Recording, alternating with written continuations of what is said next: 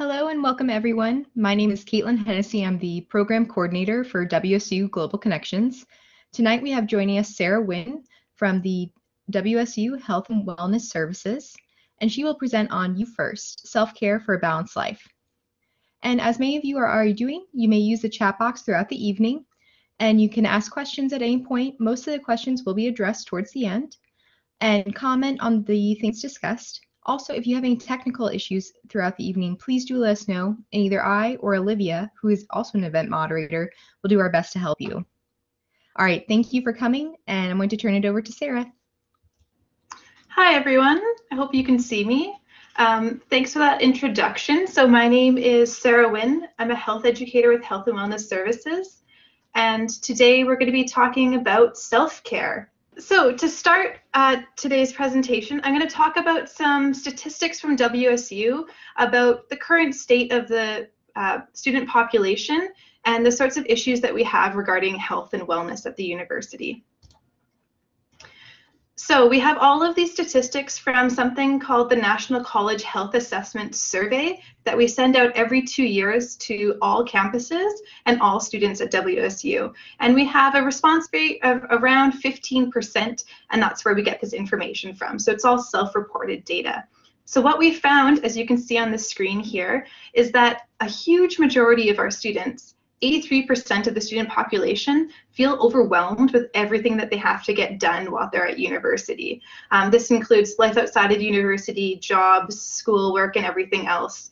I'm guessing that's why you're here, right? University can be a lot. Another 47% of our students are struggling with academics.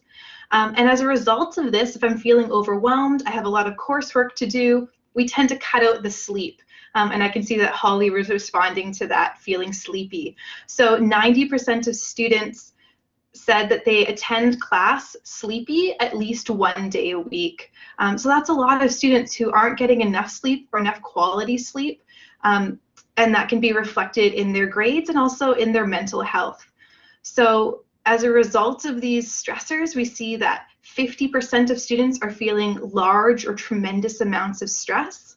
And another 56% of students are feeling overwhelming anxiety over the last school year. So it can be a lot of things to balance, and these are some of the issues that a lot of students are struggling with. One thing that I really like to draw attention to here is that if you're feeling overwhelmed or stressed, it can be really easy to think, it's just me. I'm the only one that's having this problem. Everyone else is doing fine. They seem to have everything under control. I'm really struggling here. But what we can see is that a large portion of our population are probably feeling the same thing as you. So there's lots of resources available that can help you. You don't have to go through this by yourself. So let's talk about some things that might be stressing you right now. I'd love to hear your comments. So why don't you type in the comment chat box, what's one thing that's stressful for you right now?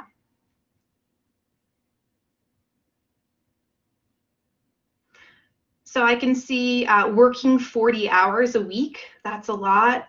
Graduating coming up soon. Math, so sometimes specific subjects we really struggle with. Becoming an adult. Yeah, we do another workshop on Pullman campus called Adulting 101. A lot of people tend to be interested in it. Getting up too early, so that's not enough sleep maybe. Full-time mom. Wow, mom of 7. Research papers. Great. So what we can see from these answers is that stress can come from a lot of areas of our life. It's often really easy for us to think of school and work first and foremost as the main stressors, but we can also have familial issues or just work in the home. There can be relationship stressors, financial stressors, just worry about the future. So I like to think about all of the aspects of your life when we're talking about stress and when we're talking about self-care. It's not just about the academics and maybe your workload. We have to think in a holistic view of health and wellness. That's why, Ricky, that's why I like those animals, so you can cheer up just by looking at how cuddly they are. So I appreciate that comment. All right, so my next question for you, it's a two-part question. On a scale of 1 to 10, how stressed are you right now? And then what's your highest level of stress this semester? So what was your peak stress point over the course of the semester? So I can see Hazra says, I'm not stressed, I'm at a 0. Maria is saying that she's at a 2 on the stress scale. Tony's currently at a 7, we're getting up there. All right, during midterms, we had Holly at an 8 on the stress scale. We have some 5s and 6s, so we have a wide range here. Midterms were greater than number 11 on the 1 to 10 scale. So what I like to think about on this scale is just to take a sense of, well, where am I right now? Some kind of metacognitive awareness of your emotional regulation, but also thinking about where are you comfortable on this scale? What's a good level of stress for you where you can cope with the responsibilities and the stress that you have and still maintain productive work, right? So that's going to be different for everyone. Some people, I'm really good, I can handle a 5, 6, or 7 on the scale and still be productive. For other people, if they're at a 3, it starts to be too much stress. That's going to change person to person. So I see Holly said, I wanted to cry during my math midterm. I sometimes get some stress tears as well, and I once had to turn in a stats exam with my tear marks on it, so I feel for you, Holly. I'm also a stress crier. Okay, so one thing I want to get across here is that stress is not always bad. So sometimes we think of stress as this terrible thing. We have to get rid of all of the stressors in our lives, but really stress can help us be productive, and it can really make us feel like we're getting more things done, right? We're giving back to society more when we have some stressors in our lives. So some science behind this is something called the Yerkes-Dodson curve. And what Yerkes-Dodson found is that we need stress to motivate us to do work. When we're understimulated, which you can see on one side of this screen here, we tend to be really bored, we get tired easily, and we feel frustrated with our lives. So I'm not sure if you've ever had this moment, but maybe there was a couple weeks off during the summer where you didn't have work, you didn't have school, and you thought, oh, everything's going to be great, it'll be such a nice, relaxing time, but really you get bored right away. That's because we don't have enough stress in our lives. There's no structure there. And so it's really easy for us to get frustrated and dissatisfied. Yeah, taking time off, Ricky, for surgery can make you really frustrated and you're like, oh, I need more things happening. So we need to have some stressors in order to motivate us. And you can see in the center of this graph on the screen is the optimum stimulation zone. So this is where we have enough stress in our lives that we're being creative, we have good problem solving skills, we're making a lot of progress, and we feel some satisfaction with our lives because we're looking at, hey, look at all that stuff that I'm getting done, right? Look at how productive I can be. And so on that 1 to 10 stress scale, where your optimum level of stress is going to be a little different for every person. But then we get onto the other side of this curve where we start to get overstimulated. There's just too much going on. Maybe that's during midterms, maybe that's doing your taxes, it's tax season. When we tend to get overstimulated, we stop being effective with our problem solving and we make some more mistakes, some more bad choices. Here, it's also easy for us to get sleepy. We're not sleeping enough, so we get exhaustion. That leads to illness, lower immune system, and then we have low self-esteem as a result of feeling like we can't accomplish the things that we need to get done. So what we want to do is find the level of stress that's best for us, what works for us, and then we want to adjust some other areas of our life through self-care and other practices so that we're able to take on more stress and still be at that optimum stimulation level. So you can train yourself over time to be able to take on more stressors, but still be productive. So we have Ricky saying in the chat here that if I have a ton to do and it's close to the due date, I'm extremely productive. So obviously, Ricky, you're working really well under pressure. You like to have that those stressors in your lives to get really productive. And for some people that works well. So it's good to know where do you need to be. Okay. So my next question here is, how do you deal with stress? Let's say that you're in the overstimulation zone. You're at 8, 9, or 10 on that stress scale. What do you do to cope with the stress when it's presented to you? Go ahead and type your answer in that comment box.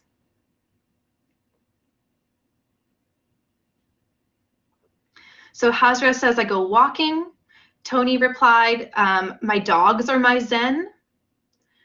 Holly says, I have to walk away, but I'm not good at allowing myself to do that.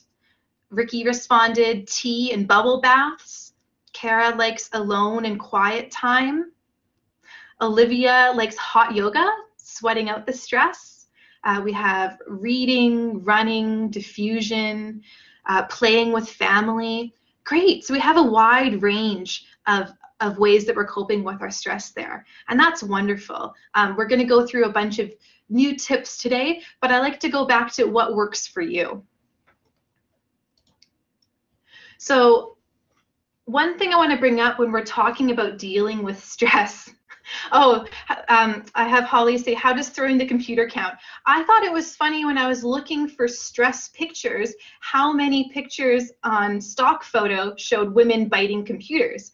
I didn't know that this was a stress relieving technique, but the internet would tell me otherwise.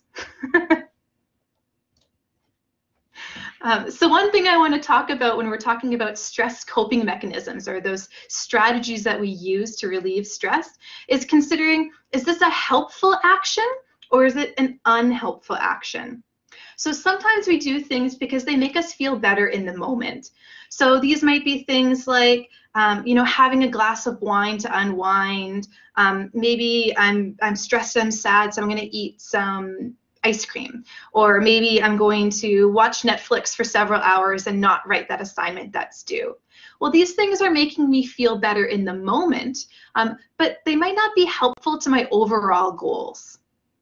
And so a couple questions I like to ask when I'm responding to stress is does this action move me towards a value or a goal? So if my break from stress is playing with dogs and I really value animals and that connection, that's great because it's moving me towards something I value. Same with calling my mom or calling a sister. Maybe I really value family, so those stress relieving techniques would be helpful, right? Or maybe if this technique is helping address an underlying problem. So if I am working on a different project, if I'm going for a run, these things might be helping my overall health, which is addressing some other issues that I might be having. So Holly says, I feel that way if I use social media as a break from assignments. So maybe feeling that it's not as helpful because it's not moving you towards a goal or a value. Sometimes it can be helpful if you really value those social connections. Taking small breaks with social media could be helpful. It depends on you and how much time you're spending there. So this is something I like to come back to, and we'll talk about this later, the concept of, is this response or is this action helpful or unhelpful, and just building an awareness with that. So that's going to move us on to self-care. And self-care includes any intentional action that you take in order to care for your physical, mental, or emotional health. And so self-care tends to be more of a proactive action that you're taking rather than a response to stress. So I'd like you to comment in that chat box again. How do you practice self-care? I saw there was a bit of a discussion earlier before we started this. So Ricky says, I fully intend to go to Supercuts tomorrow and have someone else wash my hair. And also Ricky had Starbucks today for some self-care. Does anyone else have self-care habits? So Holly says, I allow myself the time to work out or do yoga prior to studying. I like to get my mind in the right place before sitting down. Tony said, I had 2 pieces of cake for some self-care. Gabrielle ensures I eat 3 meals and snacks. Kara likes to do all my cleaning first. Maria says, meditate, exercise, plan my day, take long bubble baths. Hazra likes to sweat and swest.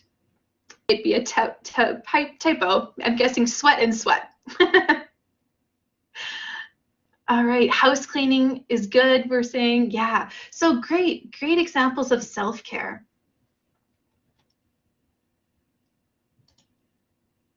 So sometimes, especially in popular media, we think of self-care as treating yourself to something nice, right? Maybe indulging yourself in that cake. However, this isn't really self-care, it's more self-pampering. And that can be helpful sometimes. I feel good, but I'm not really taking care of those underlying needs. So there's a difference between what you might hear retail therapy and doing practices that are important for maintaining your physical and mental health. And so when I think of self-care, I like to think of Maslow's hierarchy of needs. So before I'm going to do something like buy myself a shiny jacket, I need to address my basic needs. So things like, have I eaten today? Have I slept enough? Have I had some water, right? If I haven't met those needs, then any other activities I do are not going to be as helpful. I have to address those basic needs first.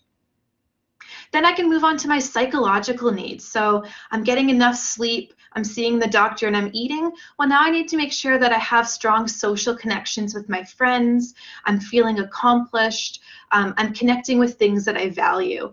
And then after that, I can move on to the other forms of self-care that you might see. But I really like to get back to those initial needs first. Sometimes it's easy to overlook those.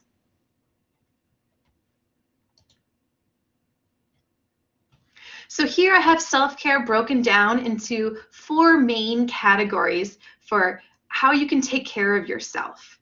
So the first thing that we need to do is address the activities for just daily living. So this is things like brushing your teeth, having a shower, taking your medicine on time. Other things that would be involved in this are making doctor's appointments, going to see the dentist. So we need to make sure that we're addressing these things that you have to do daily, but I'm sure that you've had those times where you just feel so busy, you think, I'll skip the shower today and put my hair up in a ponytail, or I'm just gonna put on some cologne or some more deodorant and no one's gonna notice. But we really do need to go back to just those daily living things and say, hey, am I getting this done? Maybe if I'm feeling stressed, I need to go back to those basics. Then we can look at the physical self-care needs. So these are things like sleeping, eating, drinking water, and exercising, which a lot of you were talking about, right? Eating those 3 square meals a day, making sure that you're consuming vegetables and not just a quick snack on the go. Ricky says, I never get to sleep enough. This is a really common complaint that we hear from students when we're balancing a lot on our plates. The average adult needs 7 to 9 hours of sleep a day, and it can be really difficult to achieve that while you're a student at university. The only suggestion that I can give you is to prioritize it in your day, to make decisions to cut out other things so that you can get to bed at 9 o'clock if that's when you need to get to bed. It can be a difficult choice to make. So once we've addressed our daily living needs, our physical needs, we can think about mental self-care. So this is an emotional self-care as well. Things that make you happy, practicing gratitude, building social circles. And then we have spiritual self-care. And spiritual self-care can be practicing a religion or meditating if that's something that you do. But spiritual self-care can also be connecting with things that you value. And we were talking about this a little bit earlier. So if you really value the environment and that's a really important thing for you, then maybe going for a walk outside and unplugging is a spiritual practice for you. For other people, if family is really important to you, it can be a spiritual experience. Just have a day with your children and really focus on spending time with them. So I encourage you to think about what are your key values And you don't have to think about being necessarily a religious person in order to be a spiritual person and access that health value. So Hazra is saying that medication is really important for me. Yeah, that's necessary. We really have to treat ourselves for all of our health needs. So at this point, I want to pause and just see if you have any questions about what I've talked about so far. So about stress, stress coping mechanisms, or the premise of self-care before I get on to some self-care tips. Are there any questions at this point? You can type them into the chat.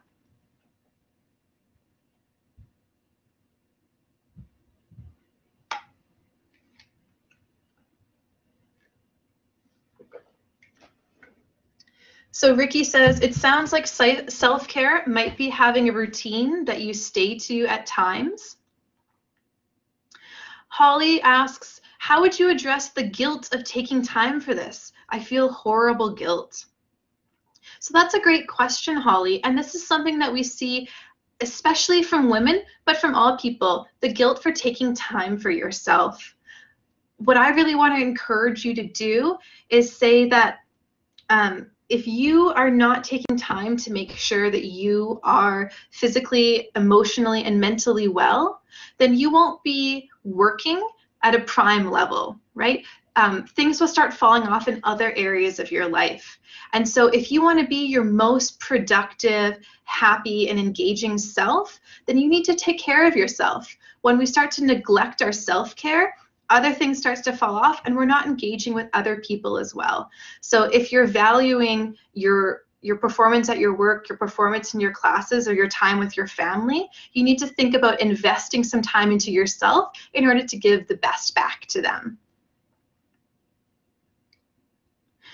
Maria says, I just started prioritizing myself and I do not feel guilty at all. My family gets a better me. Ricky says, it allowed me to step away and do something enjoyable to help keep balance. Hazra agrees. So yeah, that's great. Holly says, I do an adult ballet class once a week. And I'm horrible, but it's so fun and different. That's great, Holly. I love some different ideas for ways that you can engage with the community and get some exercise too. All right, so for the next about 20 minutes here, I'm going to give you some ideas for how you can practice self-care in your lives creatively. And I see some great ideas here. Hazra says, I spent 5 minutes for my quilting. Quilting, that's a great activity to do. So I'm going to cover some activities here, and then we'll have a little discussion again at the end. Feel free to continue talking in the chat as we go through, and I'll try to check in with that.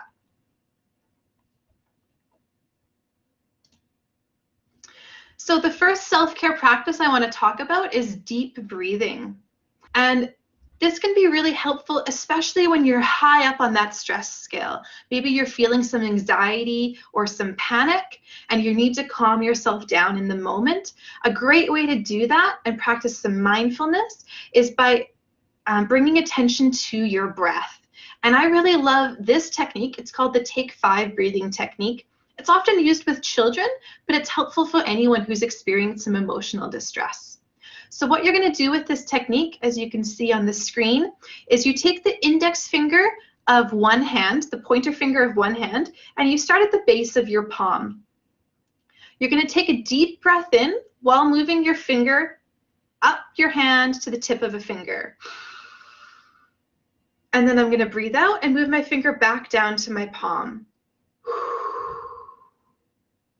Again for the next finger.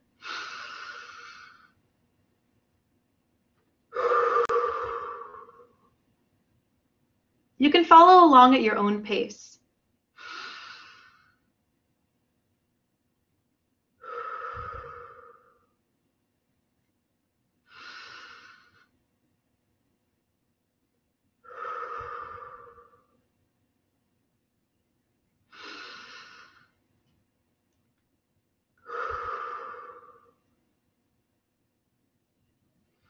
At the end of 5 breaths, you should be feeling a little more calmer and a bit more centered as well.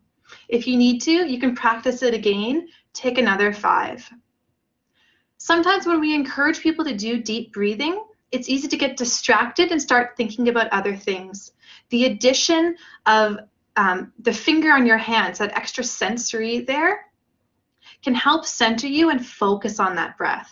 So I encourage you, if you're feeling anxious, overwhelmed, nervous about something and you need to practice breathing, just take that finger in your hand. It doesn't have to be obvious. You can do it silently to yourself and just bring your breath back in. That's going to help calm your emotions and allow you a bit more time to get a hold of things.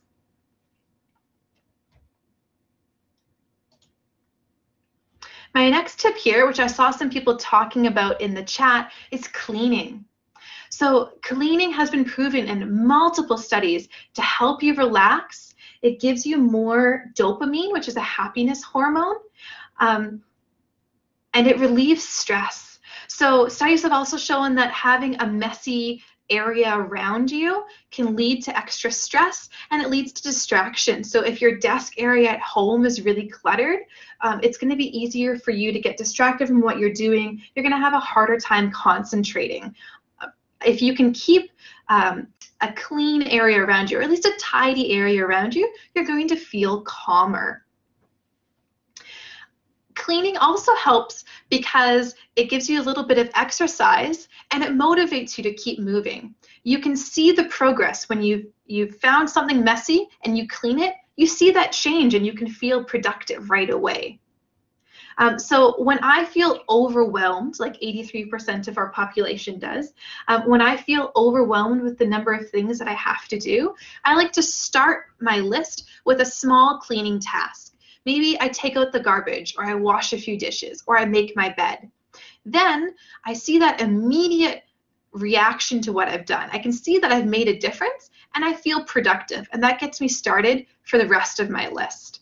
I can see in the chat here a bunch of you are saying that cleaning really helps you, that it calms you down, and that messy houses make you anxious. So that's great if that works for you. Take note of it. Ricky says, I like the mess. Great. You do you, Ricky.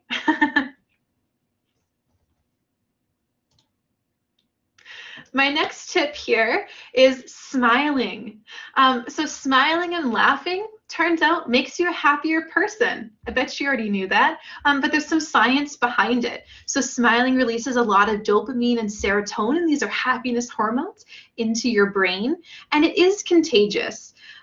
We're social animals, and so when we see people around us smiling, we reflect that expression back to them. So if you want to cheer up your workplace, just put on a smile, and chances are the people around you are going to respond in a similar way. I also have up here that you can fake it.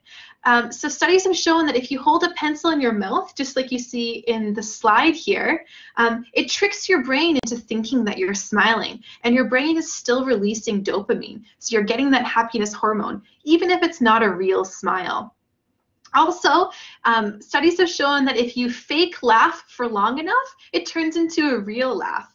So if you're feeling down on yourself, you can just go into a room. I don't suggest doing this in public, and just go, ha, ha, ha, ha, ha, ha, ha, ha, ha. Eventually, it's going to turn into a real laugh because you feel a little bit ridiculous, and that really gets those good hormones going. So if you need a break, go ahead and laugh.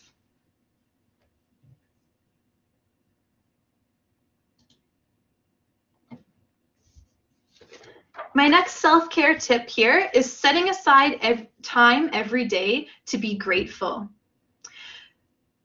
So there are many, many studies that have shown that gratefulness, practicing gratefulness, is the best thing you can do to improve your overall levels of happiness and satisfaction with your life. So being grateful, showing other people that you care, that you're thankful for them, makes you feel better, and it also helps build those social connections between other people.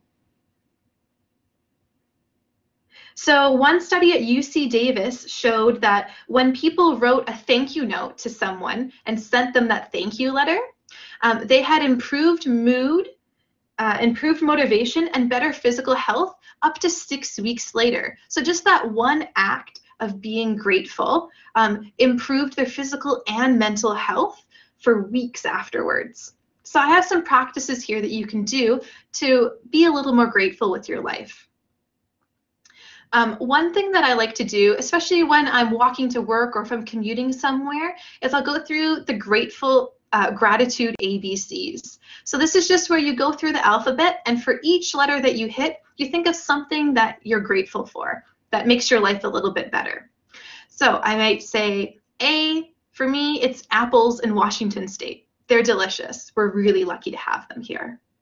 B, there's blue sky in Pullman today, and I haven't seen that in so long. And hey, I'm grateful for that. C, probably my cat. He's really cute and cuddly, right? And then I go through each letter of the alphabet, and it makes me think of some other things that maybe I haven't taken the time to be appreciative of. We can write thank you notes to the people around us. As I said, this also helps build that social connection. And also practicing prayer or meditation is a great way to build gratitude into your life regularly. It becomes a daily practice of thinking about what's something good that's happened to me, what's something that I can share and reflect on and be grateful for. And so I highly encourage you to build in this time. Okay, my next self-care tip is random acts of kindness. So it turns out there's a lot of science behind being kind and the benefits that it gives you. So when we practice kindness, this is from a study at Carnegie Mellon University. When we practice kindness and volunteer our time, we have lower blood pressure, we live longer, we have lower levels of stress, and we have stronger social connections. So this is really impacting, again, our emotional, social, and physical health. So some ways that you can practice random acts of kindness is volunteering. Other studies have shown that if you can volunteer your time, you have lower levels of stress in your life, and you're able to take more stress on while being productive. So volunteering is a great way to switch that optimum level of stress into a higher amount of stress. So you're saying, I can take on more responsibilities and still maintain a good productive level of stress, of motivation. So Ricky's saying, I volunteer 10 hours a week as a TA. That's wonderful. I also want to share, Maria wrote in response to the video that I'm a huge fan of gratitude, and I have a jar of gratitude that I put something in each day, and I read it on my birthday each year. That's a wonderful practice, Maria. I really love being able to reflect back on the year of gratitude and appreciate it. So some really, really great things you're coming up with in the chat here. So some other ways that you can practice kindness: complimenting other people, giving truthful, honest compliments is so wonderful. I like to do this whenever I take public transit. I make it a goal of mine to compliment one stranger on public transit. It could just be a nice smile, maybe a book that they're reading, maybe clothes that they put on. And then you can donate your time and money to a support that is important to you. So this goes back to those values again. If I'm in tune with my values, I'm moving myself towards things that are important to me, I'm going to be feeling better, and this is going to be benefiting me more overall.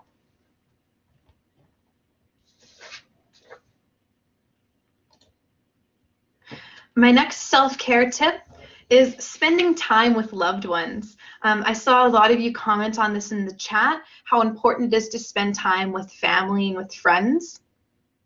Ricky says, my mom and I chat almost daily. So a couple tips that I'm going to give you about spending time with loved ones is maybe if you connect with your friends regularly by texting them or through other social media, I recommend giving them an actual phone call, maybe FaceTiming or Skyping them. If we're adding other forms of communication, so being able to hear their voice or see the expressions on their face, we feel more connected, and you're able to get into deeper conversations than just through the written medium. Also, if you tend to see people just in large social groups outside of the house, maybe just in classes or in busy places, I recommend taking some one-on-one time with a friend. Stay in and have a conversation. That direct connection really builds social cohesion. Finally, if your family lives nearby and you're able to, take a family fun day. I remember someone in the chat was talking about how every Sunday is just time with the family. So being able to make that a priority where you're setting aside your phone, you're setting aside the TV, and you're really concentrating on each other is hugely beneficial to feeling like you have that social connection. Holly says, my dog and my mom's dog FaceTime each other. I absolutely love that, Holly. That's what I have a picture of on the slide here, is some dogs doing FaceTime. If you can't tell, I really like animals.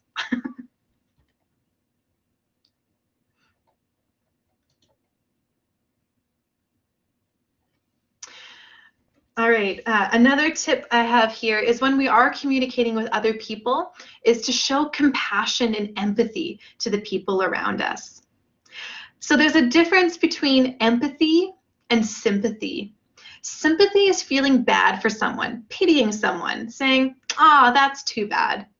Empathy is connecting with the emotions of other people and finding similarities between each other.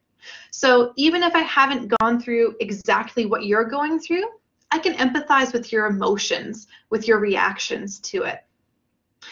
This becomes really important, especially when you have disagreements with the people around you.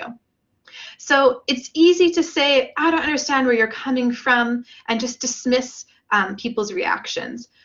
With empathy, we have to say, well, every action is an honest human reaction. It's normal. And I have to be able to connect with that in some way. So empathy builds connection, and it builds compassion for other people. We need to look for those similarities, not for the differences. So maybe if you're arguing with someone, for example, this could be in a class, it could be with a friend, it could be something happening in your family, and you don't agree with their side of the argument. You can say, well, I don't agree with what you're saying, but I understand that you're frustrated right now. I understand that you're feeling angry, not feeling heard, and I know that that doesn't feel very good. So I'm going to work with you to find a solution. If I can connect with those similarities, those underlying emotions, it's a lot easier to find concord between people. It's actually really easy to find those similarities, and we want to build social cohesion. So having social connection with people is the #1 factor for happiness and life satisfaction. It's also one of the biggest protective factors for mental health. So if you have strong relationships with other people, you're much less likely to suffer from mental health issues, also from physical health issues. That social connection is so important. And so we can build that by having that direct conversation and by showing compassion for others around us. All right, my last tip that I'm going to leave you with, I'm going to describe in a little more detail. Holly says, since I started working from home after moving to a new city, I realized how important social connection is the hard way. That's a great point, Holly. And I've seen this happen with many of my own friends. When you move to a new city or you start working from home, you don't have that built-in connection of seeing people every day at an office, seeing people in class every day. And so it can be difficult to build those direct personal connections with people. So Gabrielle says, I work from home full-time as well. It's tough. Ricky says, I had the option of not working, but I decided I needed to for social interaction or human interaction. Kara says, it's hard for moms with small children. Yeah, social isolation for new moms is a really big issue. And so it's important to find those groups where you can go out and meet people who have those similarities. It can be difficult. I'm not trying to say it isn't, but it's important to have interaction with peers. So any way that you can, even if it's on chat rooms online and you're connecting with people and sharing ideas, but ideally in face-to-face connection is really important. So Kara's suggesting find some mom groups like Stroller Strides. Great suggestion, Kara. All right, so my last tip here about self-care is practicing mindfulness. We have a whole webinar in mindfulness that my coworker Victoria recorded a couple weeks ago, and that's available on the Health and Wellness webpage. It's also available on the YouTube page for WSU Global Connections. So if you want more information about mindfulness than what I cover briefly here, you can see a whole hour-long webinar on that. Ricky attended it. She said it's a really good webinar. So mindfulness is a bit of a cultural term right now, and I've seen some BuzzFeed listicles for mindfulness and things on Huffington Post, so that's when you know it's kind of hit that cultural zeitgeist. But sometimes we think that in order to be mindful, you need to do yoga and meditate every day for hours and be a vegan, and it's not really any of those things. So simply, mindfulness is just paying attention to yourself in the moment, to your actions, your reactions, your emotions, and doing that in a non-judgmental way, moment to moment. So we're going to delve into that a little bit more, but mindfulness is just a practice of being aware of where you are right now, what you're experiencing it, and saying, this experience is normal and valid. I'm not going to judge myself for it. I also see that Caitlin added the link, the URL link to the mindfulness YouTube video. So you can watch that webinar in the chat. So we have some benefits of mindfulness. These benefits include intellectual benefits, so improved memory and focus, better focus, you're faster at processing things, you have more metacognitive abilities. It also can improve your social and emotional wellness, so you get more life satisfaction, less social anxiety, better emotional regulation. So just being aware of where you're at, knowing how high up on that stress scale you are, having a better work-life balance. And then practicing mindfulness regularly also can improve your physical health. So it's going to improve your immune functioning. You get sick less. You have less symptoms of depression. You're less likely to have weight gain. And actually, your muscles repair faster. So there's a whole bunch of benefits to practicing mindfulness, not just emotional ones that we kind of think of, mental benefits, also physical and intellectual ones. So I'm going to give you a tip here for how you can incorporate mindfulness into your life regularly, day to day. And we call this just mini doses of mindfulness. So the first thing that you have to do is just check in with yourself. And I usually do this when I'm doing an unhelpful action or response. So we were talking about this earlier when we were looking at coping mechanisms to stress. And I said some are helpful and some are unhelpful responses.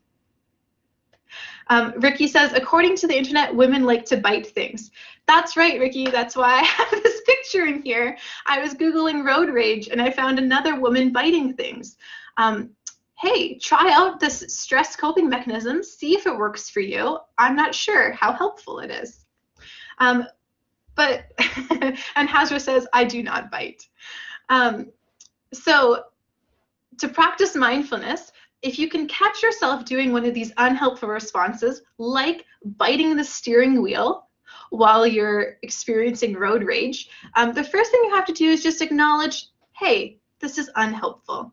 So I kind of have this mindfulness alarm that goes off in my head. It goes, ding, ding, ding. Sarah, this isn't the best way that you could be reacting right now. The next thing I want to do is just acknowledge and label the emotions that have brought me there. So why am I reacting in this way? What are my underlying emotions? So if I'm feeling road rage, maybe I'm saying, well, I am frustrated because I wasn't expecting this amount of traffic. And I'm feeling angry because that person just cut me off. And I'm anxious or nervous because I might be late for this appointment I have to go to.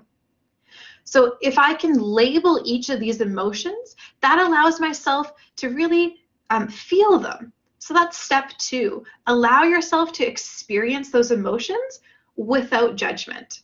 So in this situation, I'm driving my car, I'm biting my steering wheel, and I'm saying, oh, hey, hold on a minute. This isn't helpful.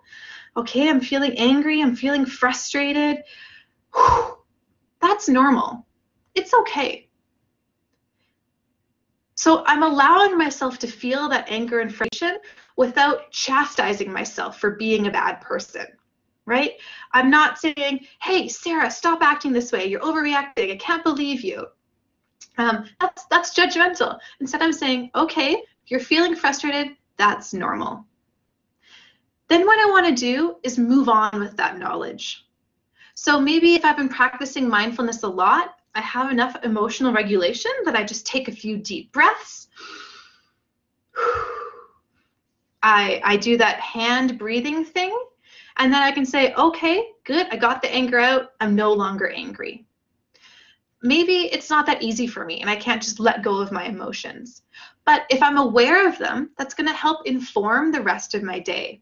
So then when I go to my next meeting, I give myself 5 extra minutes to get there, so I'm not anxious. Maybe before I respond to my partner when I'm talking to him, I take a deep breath so I don't accidentally snap at him. If I know my emotional state, I can show a little more compassion to myself and to other people throughout the day. So I'm just going to check in with the chat here. Kara says, I sometimes tell my husband that I need some downtime first if I'm stressed when I get home, but not to take it personally. That's great. Let's see. Hazra says, when I'm angry at home, I told my husband to ignore me. Yeah, so that's great emotional regulation of saying, I'm angry right now and I just need a little space to get these emotions out. That's the first step, right? Of acknowledging where am I at and then adjusting your reactions from there.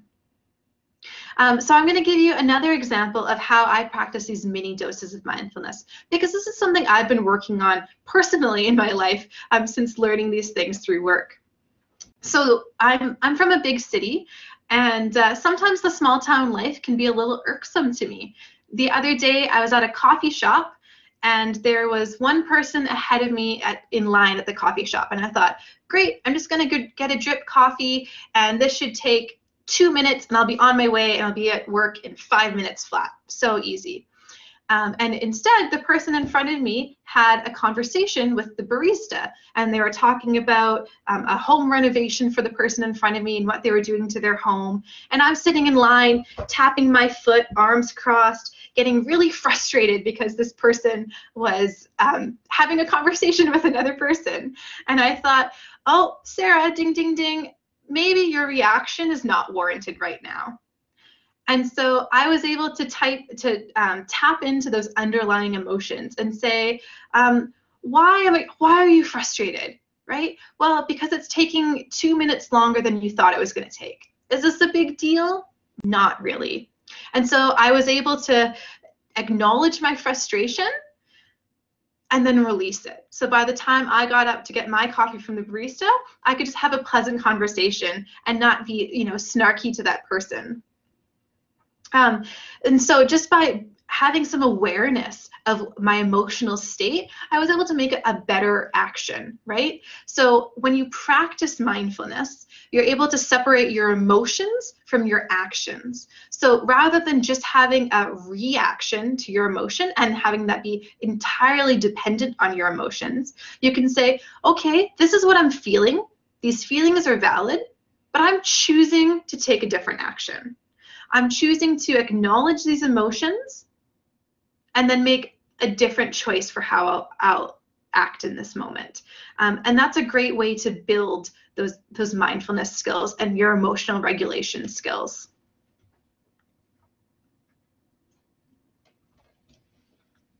Okay, so as a bit of a summary for today, self-care is important. It's vital that you put this first. You take care of yourself physically, emotionally, mentally, spiritually. And what works for you in self-care is going to be different than any other person. So what I like to do is make a list of what are some practices and actions that I can take that are helpful for my self-care, that make me feel better, more grounded. And then I have that list that I can go back to when I'm feeling those moments of being stressed or overwhelmed. So today we covered a bunch of different ideas for self-care, both in the chat and in my presentation. What I want you to do right now is just write down in the chat, if you can, write down 3 actions that you can take to practice self-care that maybe you had not thought of before. So a new action that you can take to incorporate into your self-care routine. So go ahead and write those into the chat. Ricky says, sleeping, reading, and hugs from my husband. I like those all too, Ricky. And hair washing at Supercuts. It's great. You can do that self-indulgence too sometimes. If we're hitting those basic needs, go ahead and treat yourself to something nice. So Caitlin says, walk, garden, and times with friends. Great, so that's social connection, getting outside. Hazra says, talk to select people, so those social connections, gardening, reading. Tony wrote, sleeping, walking, hanging with family and dogs. Great. Maria says, acknowledging my feelings. I love that, Maria. Eating good for me food and laughing. Yeah, great ideas. Holly says, I need to allow myself to not feel guilty. That's right, Holly. Putting yourself first is important. And if you have children, it sets a great precedent for them, right? You're showing the example that valuing yourself and your own time is really important. Gabrielle says, spending more time with my aunts and cousins, continuing to eat my balanced meals, and continue to spread positivity and helping out when I can. Yeah, great suggestions. I love all those examples that you're giving. So what I encourage you to do after this webinar today is just go home and make a list of some practices that are helpful for you. And then in those moments when you feel like I need a little jump start, I want to do something nice for myself, you can look back on that list. And maybe something nice for yourself is cleaning the kitchen. And that's okay because it's helping you. So if you have any questions after this presentation is finished, we have another 5 minutes where I can answer questions. But if you have questions after that, feel free to email me. The email is up here. It's hws.programs@wsu.edu. And that'll be myself or one of my colleagues from Health Promotion responding to you. Also, if you want more healthcare tips on self-care or mindfulness or a variety of other holistic wellness topics, you can like us on Facebook. So WSU Coug Health on Facebook, we post a bunch of cute GIFs of little animals, and then attached to those are great tips on how to manage your stress, get more sleep, other health-related tips. So in the last 5 minutes here, if anyone has some questions before we wrap up the webinar, feel free to type those into the chat. So Caitlin asked, what do you suggest for integrating time management with self-care? Great question, Caitlin. I like to make a to-do list and prioritize. So I need to judge for myself what's most important right now. And if I can have all of the things I need to get done on a to-do list, it's easier for me to choose which things are most important. And maybe those things are school assignments that I have to get done. Maybe what's most important right now is getting 8 hours of sleep because I'm severely I'm really sleepy from the night before. So I can make those prioritizations if I have it all written down.